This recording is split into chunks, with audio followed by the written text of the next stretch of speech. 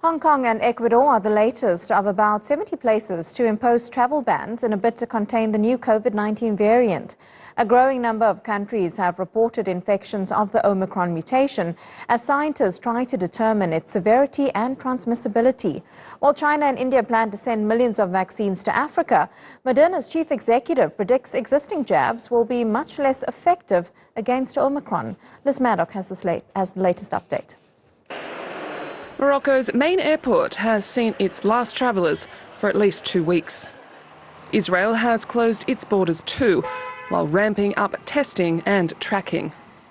And Australia is delaying its long-awaited plans to reopen to internationals.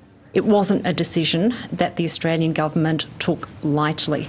We have been very focused on doing all we can to open our international borders as safely but as quickly as we possibly can do. I do want to stress that this is a 14-day pause, and we will be working to ensure that we can open our borders as soon as we possibly can.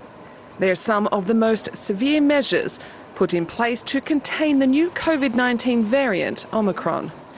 The UK is taking a less extreme approach, instead requiring arrivals to isolate until they can provide a negative test and tightening mask-wearing requirements. The reason we've set out these measures in the last few days is to really buy time. That's our strategy. We want to buy some time to slow any incursions so that we can have our expert scientists assess this variant and determine just how dangerous it may or may not be. We just don't know.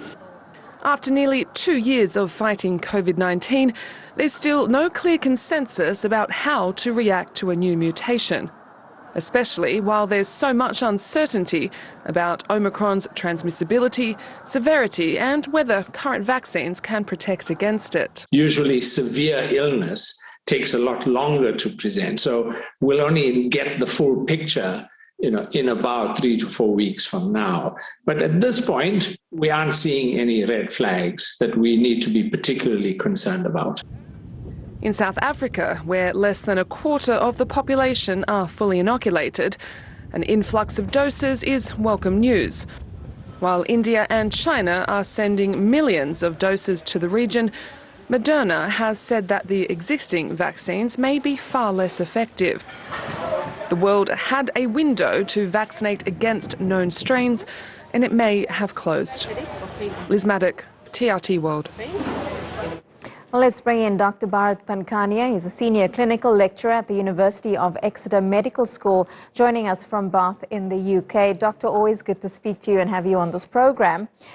Now, just in the last few hours, we found out that the Netherlands has found the new variant in 2 local cases, but those cases actually going back 11 days before scientists in South Africa identified it as the new Omicron variant. We're also hearing that a cluster of cases in Scotland, a similar thing happening.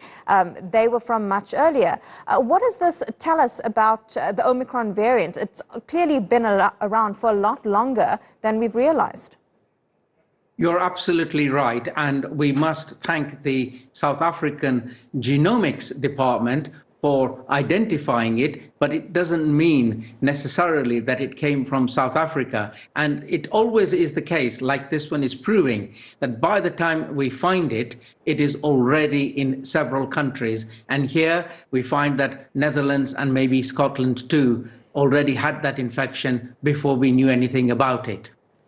So, Doctor, what's your advice to governments in dealing with this new variant, taking into consideration everything that we've learned over the last almost 2 years and with the other variants that we've had to deal with? So the biggest thing, if only governments would listen, especially the rich nations, and I have been saying this for over a year on your very station, which is we are not well until all of us is well. So the richer nations ought to have supplied and helped Africa overcome its hesitancy as well as shortage of vaccines and immunize as many as possible.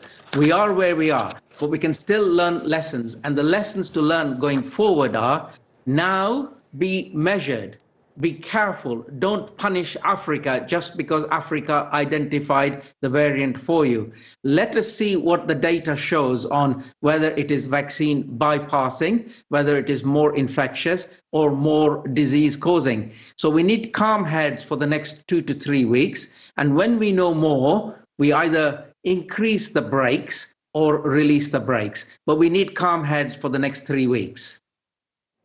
So with the countries that have imposed the travel bans, a knee-jerk reaction, or as Joe Biden said, and I think it was even the British Health Secretary, that this 2-week tactic is really to work out a response to how to deal with the new variant?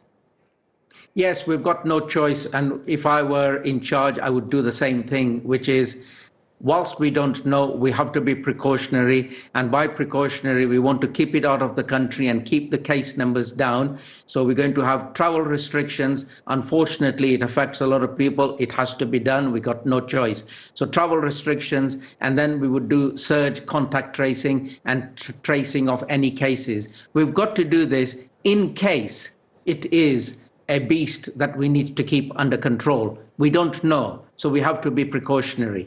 There's still so much that we don't know, and I think I speak for myself and so many people where we really have COVID fatigue, some of us from actually having had the virus and those of us just having to live with this for the last 2 years. What's the new normal going to look like, even if it seems we can't go back to the way we were before? I promise you that the new normal will get better. We are immunizing at pace, and eventually, like with all pandemics, eventually we will get on top of it once we have immunized a substantial percentage of the world population. And if people are worried that the vaccines are not going to work, I want to promise you that they do work, they will work. And with Moderna talking about we may have to reformulate the vaccines, that's not a big deal.